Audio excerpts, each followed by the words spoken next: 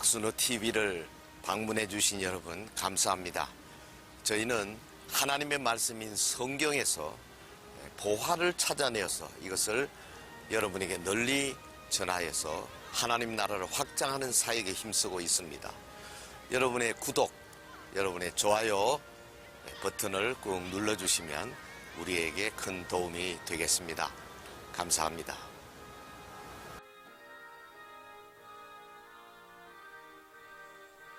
평신도를 위한 성경 속 보화찾기, 오늘 그 21번째 시간. 오늘은 특별히 유대인의 7절기, 이 절기와 예수 그리스도의 관계를 같이 생각하겠습니다. 양이 많기 때문에 두 번에 걸쳐서 나누겠습니다. 오늘 그 첫 번째 시간, 절기 속에 나타난 그리스도.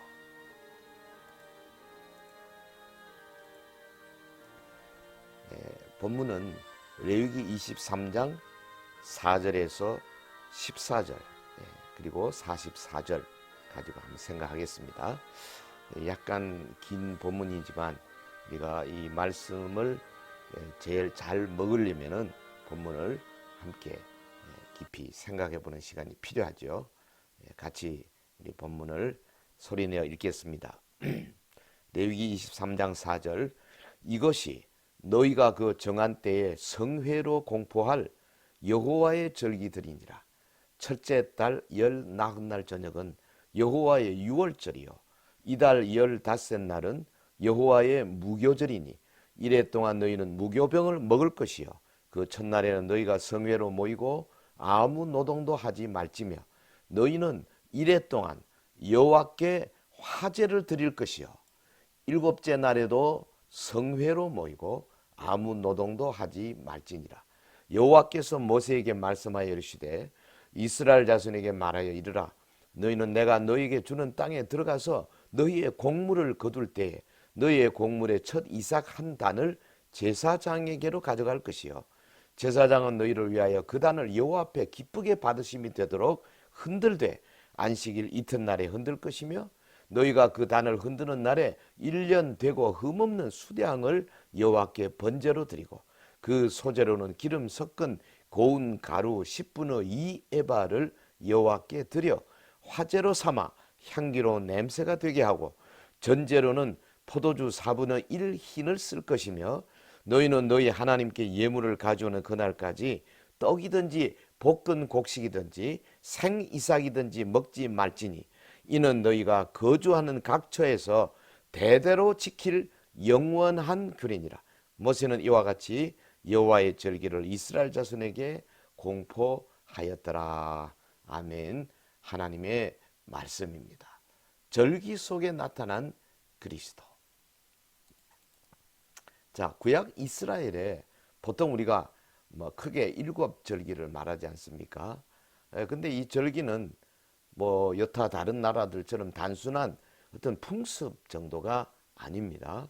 왜냐하면 이 절기들이 장차 오실 메시아 곧 예수 그리스도의 그림자를 담고 있다 이 말이죠. 그래서 오늘 우리에게는 이것을 해석하는 능력이 필요합니다. 소위 상징 해석이 필요하죠. 절기들 속에 예수님의 일생에 대한 예언적 의미가 담겨 있는데 그 예언은 예수님을 통해서 성취가 되었습니다. 하나님은 모세를 통하여 광야 이스라엘에게 7절기를 가르치시고 이것을 지키라 그렇게 명령하셨어요. 44절에 모세는 이와 같이 여호와의 절기를 이스라엘 자손에게 공포하였더라. 그러니까 어떤 다른 나라들처럼 오랜 민족의 어떤 전통에 의해서 자연스럽게 절기가 생긴 것이 아니고요. 하나님께서 딱 정해서 명령하신 거다 그 말이죠. 레위기 23장에 기록된 이 절기는 7절기, 유월절, 무교절, 초실절, 칠칠절, 나팔절, 속죄절, 그리고 초막절입니다. 매우 중요합니다. 우리 같이 한번 해볼까요? 시작. 유월절, 무교절, 초실절, 칠칠절, 나팔절, 속죄절, 그리고 초막절.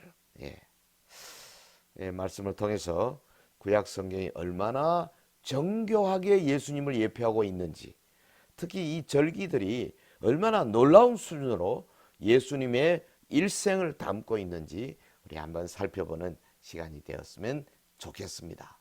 자, 첫 번째 6월절입니다. 6월절. 결론적으로 말하면 6월절은 십자가에 달려 죽으신 예수 그리스도를 상징합니다. 6월절. 레위기 23장 5절. 첫째 달 열 나흘날 저녁은 여호와의 6월절이요 그랬어요. 6월절은 이스라엘 백성이 애굽에서 해방되어 나오던 것을 기념하는 절기 아닙니까? 그 베일이 벗겨지면 그 속에 예수 그리스도를 통한 하나님의 사랑이 찬란하게 드러나는 겁니다. 6월절이 뭘 상징합니까? 예수님이 십자가에서 피 흘려 죽으심으로 피의 능력을 힘입어 우리 모두가 다 죄로부터 해방된다. 이것을 상징하는 겁니다. 이거 굉장히 깊은 뜻이 있어요. 6월절 절기 속에 그리스도의 대속의 죽으심이 분명히 나타나고 있습니다. 우리 조금 더 자세히 들어가 볼까요? 본문에 그랬어요. 이달 열흘에 너희 각자가 어린 양을 잡을지니 그랬지 않습니까? 우리 하나님은 애굽에서 그동안 400년간이나 고생하는 이스라엘을 마침내 애굽의 쇠풀매에서 해방시켜서 벗어나게 하셨습니다. 출애굽기 12장 3절에 보면 이달 열흘에 너희 각자가 어린 양을 잡을지니 각 가족대로 그 식구를 위하여 어린 양을 취하되 그랬죠.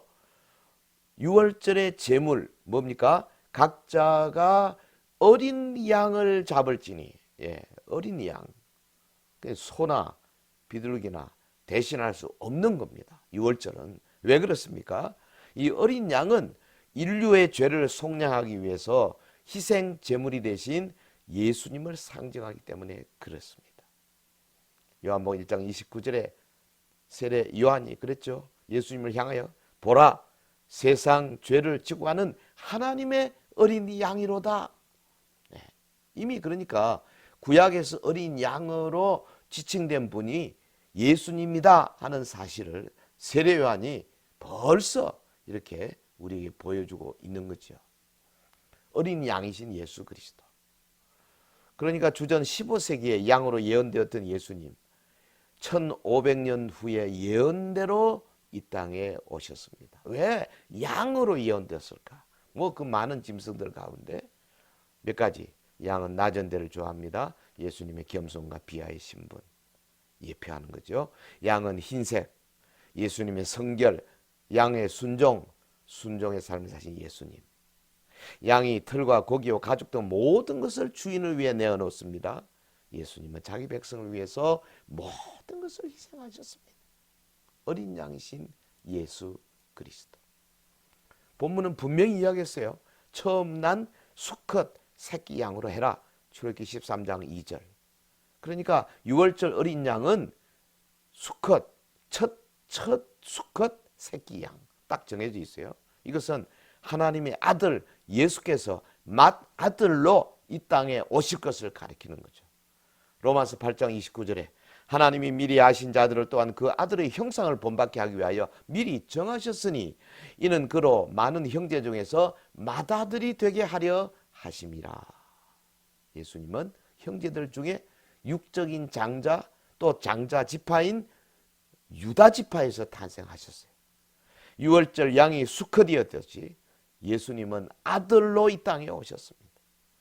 성도들도 예수 그리스도 안에서 영적인 장자로서 하나님의 후사가 되어 그리스도와 함께 영광에 동침하게 된 것 아니겠어요? 할렐루야. 처음 낳 수컷 새끼 양. 명확합니다. 자, 6월절 다음에 무교절이죠. 무교절. 이것은 무덤의 장사 되신 그리스도를 상징합니다. 자, 이걸 우선 결론적으로 알아놓고 봅시다. 거기 레위기 23장 6절 이달 15날은 여호와의 무교절이니 이래 동안 너희는 무교병을 먹을 것이요. 이래 동안 너희는 무교병을 먹을 것이요. 그러니까 무교절은 뭐냐면 그 장사 지낸 것의 축제일 또는 그 누룩 없는 떡의 경축이라는 뜻인데요. 이 무교절은 6월절을 포함해서 7일 동안 무교병을 먹었어요. 그러니까 누룩 넣지 아니한 떡을 먹고 화제를 드렸어요. 그 본문 7절 8절을 볼까요? 그 첫날에는 너희가 성회로 모이고 아무 노동도 하지 말지며 너희는 이레 동안 여호와께 화제를 드릴 것이요 일곱째 날에도 성회로 모이고 아무 노동도 하지 말지니라.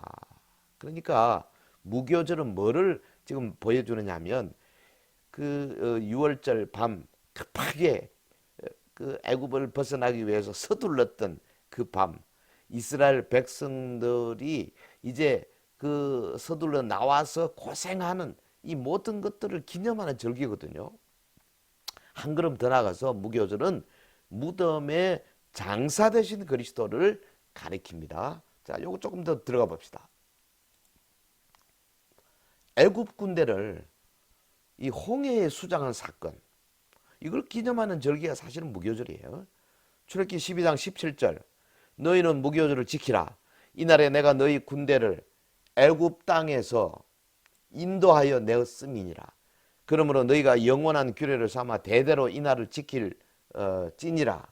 첫째 달 그 달 열 나흔 날 저녁부터 21일 저녁까지 너희는 무교병을 먹을 것이요. 네, 명확하죠. 출애굽 후에 이스라엘 백성들이 홍해를 만났지 않습니까?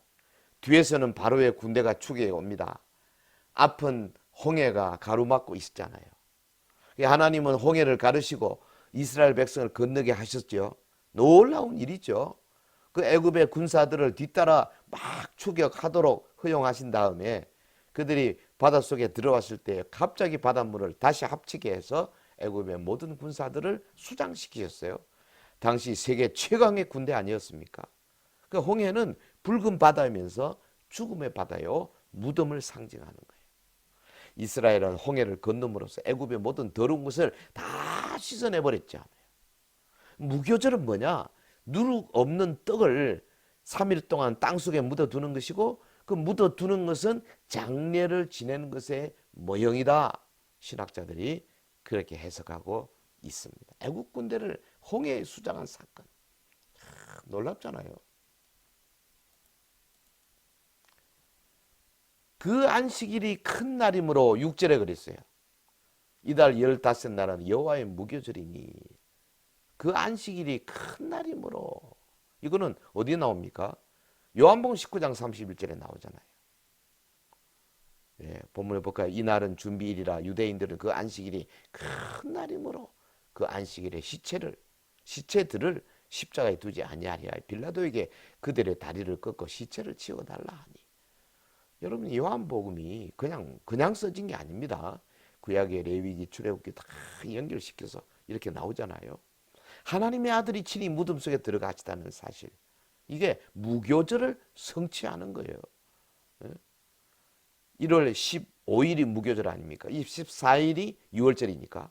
그러니까 15일, 이것의 원형은 예수님이 1월 15일에 무덤에 계신 것으로, 그날이 토요일이죠. 무덤에 계신 것으로 입증된 겁니다. 이날이 큰 안식일이다. 그 안식일이 큰 날이다. 이 말은 뭐냐면 무교절하고 안식일이 겹친 날을 의미합니다. 예.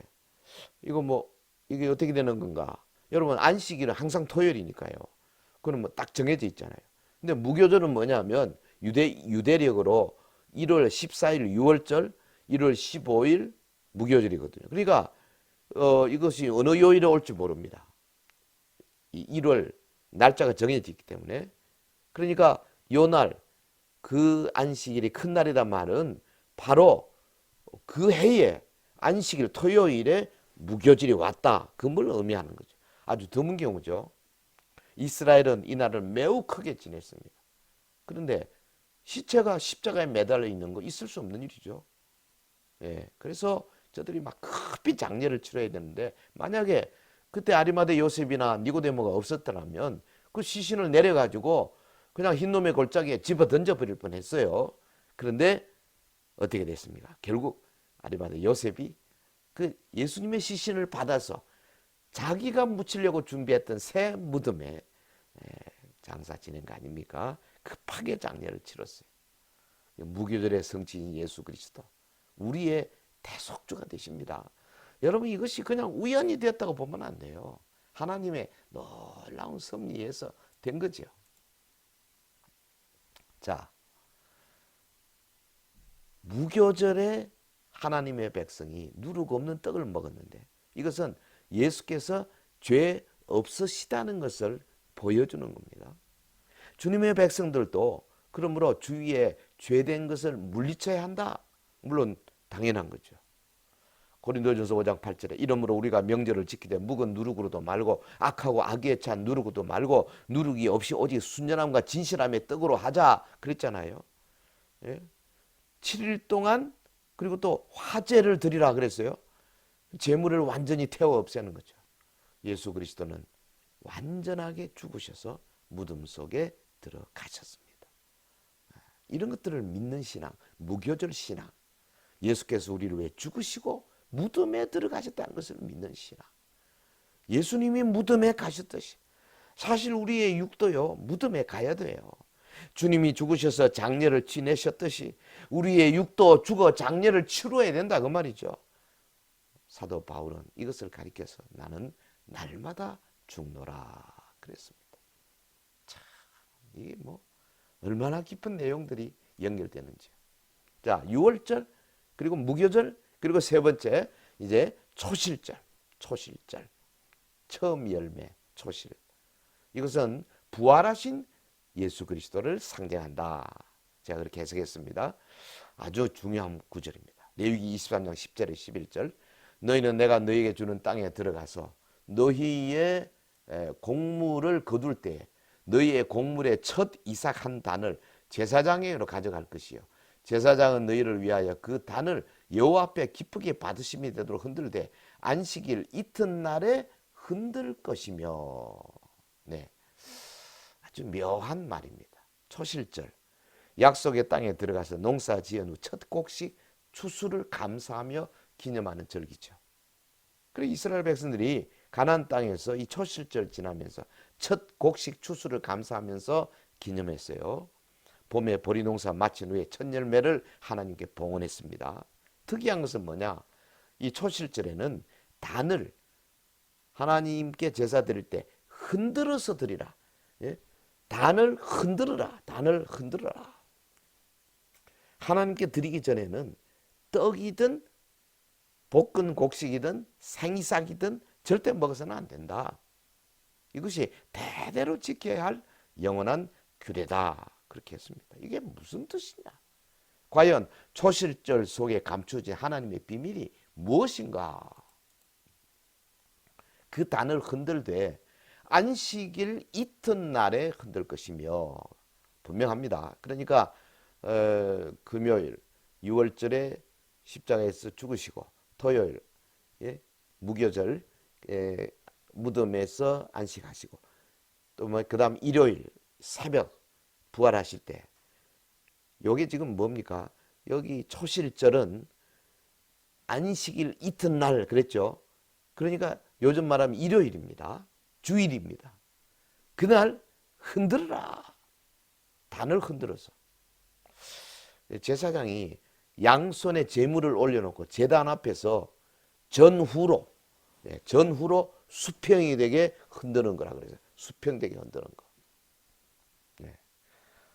지금 이 카메라 앞에서 수평이 잘 안 되네요. 예, 왜냐하면 바로 앞에 카메라가 있기 때문에 하여튼 전후로 흔드는 겁니다. 제물을 흔드는 의미가 뭐냐? 살아난다는 것을 영적으로 의미하는 거예요. 살아난다. 곡식을 흔들어 드리는 요제죠. 여기 뭐냐? 살아난다. 예수 그리스도의 부활의 예표였습니다. 그 예언대로 예수님은 안식일 이튿날에 무덤을 깨고 살아나셨습니다. 할렐루야.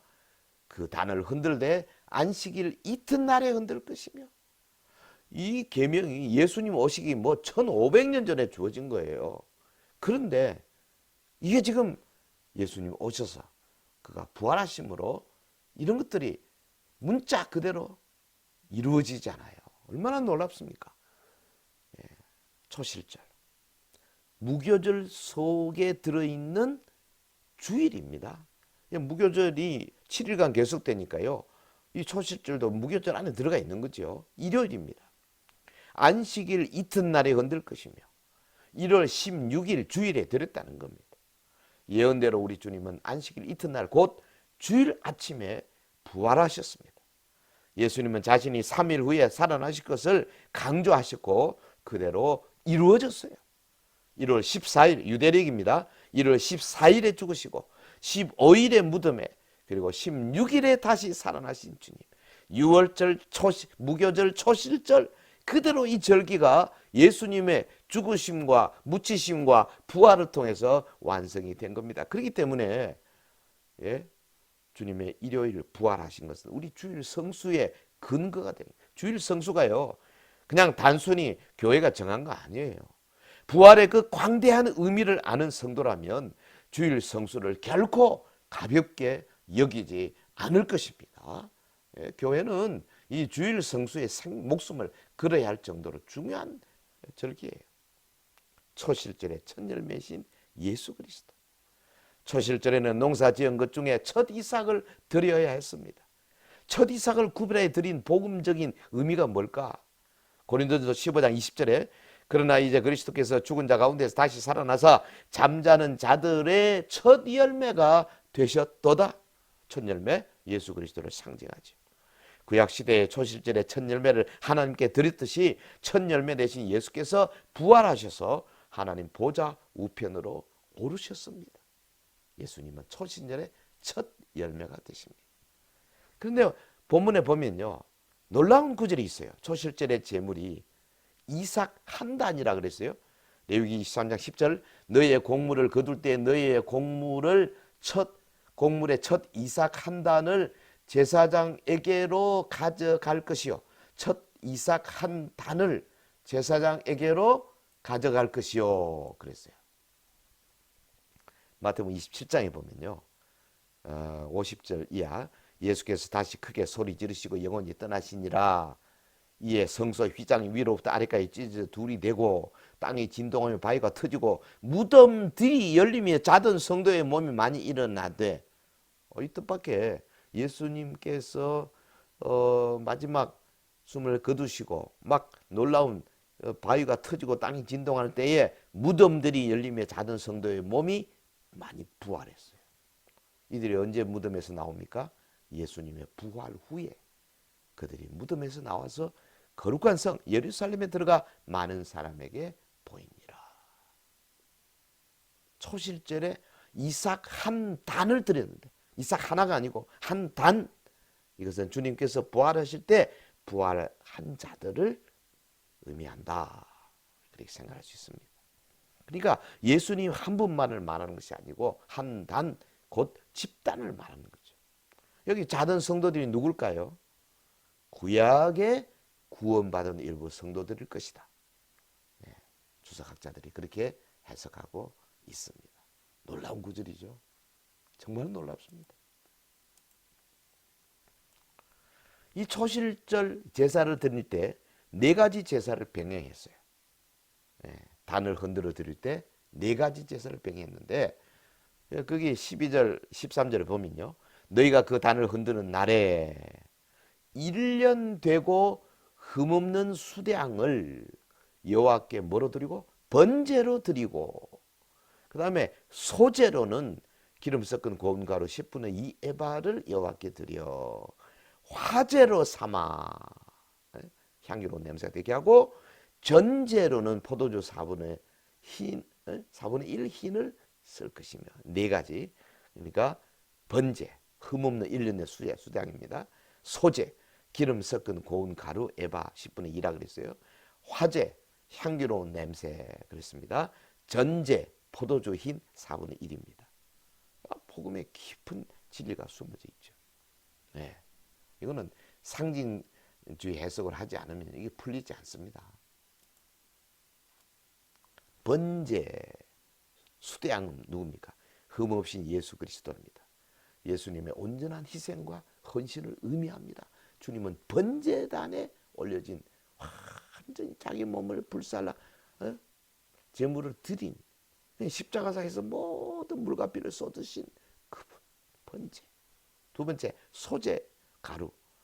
예수님의 몸이 가루가 되셔서 희생하셨다. 그걸 보여주는 거예요. 정말 그가 매 맞고 온몸에 피투성이가 되고, 예? 갈기를 찢어지지 않습니까? 세 번째, 제물을 완전히 태워서 드리는 화제. 이건 예수께서 희생 제물이 되어서 하나님께 완전히 바쳐진 것을 의미하는 거예요. 화제. 그리고 포도주를 쏟아붓는 전제. 이것은 예수님의 피 흘리심의 모형입니다. 놀랍지 않습니까? 여기 지금 초실절에 번제, 소제, 화제, 전제 네 가지 제사를 병행해라.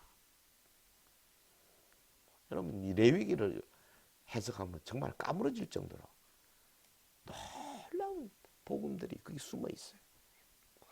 5대 제사 중에 특별히 화목제와 속죄제, 속건제는 이때 드리지 않았습니다. 왜 그러냐?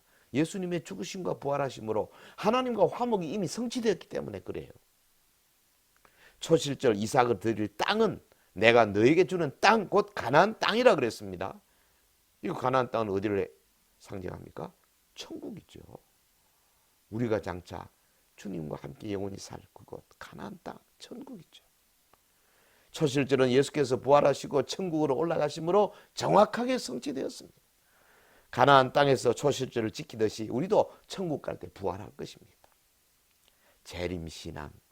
재림신앙이 어떻게 이토록 큰 힘과 위로를 주는가?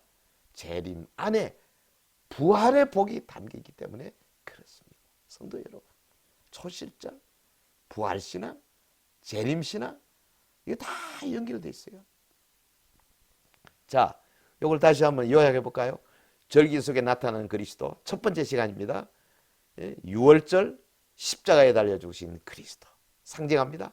무교절, 무덤에 장사되신 그리스도, 초실절, 부활하신 그리스도. 다 이 절기들이요, 저들이 1500년간 예수님 오시기 전까지 1500년 동안 절기들을 잘 지키지는 못했지만 그래도 나름대로 절기를 알고 있었잖아요. 이거 다 장차 오실 메시아 예수님이 죽으시고 무덤에 묻히시고 부활하실 것을 그렇게 보여주는 그 놀라운 예언적인 뜻이 있다 그 말이죠. 다음 시간에 나머지 것들을 보겠습니다. 오순절, 나팔절, 대속죄일, 수장절 이런 것들이 남아있잖아요. 이 구약의 절기 하나하나에 예수 그리스도의 복음이 깊숙이 들어있습니다.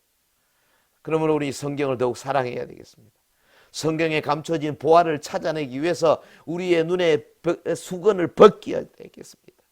바울의 눈에 그 비늘이 벗겨져서 그 놀라운 영적 진리를 깨닫듯이 우리도 수건이 벗겨져야 되겠어요. 예수님의 십자가 사건, 장사되심, 부활하심, 이것이 각각 유월절과 무교절과 초실절을 통하여 오랜 기간 동안 이스라엘 백성에게 예표되었음을 우리 기억해야 되겠습니다.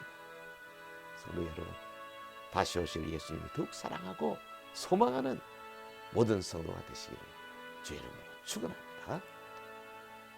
절기 속에 나타난 예수 그리스도, 평신도를 위한 성경서 보아찾기 21번째 시간이었습니다. 성경에 어마어마한 보화가 가득 들어가 있습니다. 다음 시간에는 절기 속 두 번째 남은 네 가지 절기를 가지고 이것이 예수님과 어떻게 연락되는가, 예수님이 보내신 성령님, 예수님의 재림, 예수님의 우리의 죄 용서함, 그리고 장차 이루어질 천국에 대한 것들이 이 절기와 연결되어 있습니다. 여러분 신앙생활 잘 하십시다. 주님 재림 신앙을 가지고 부활의 신앙을 가지고 승리하십시다. 할렐루야. 감사합니다.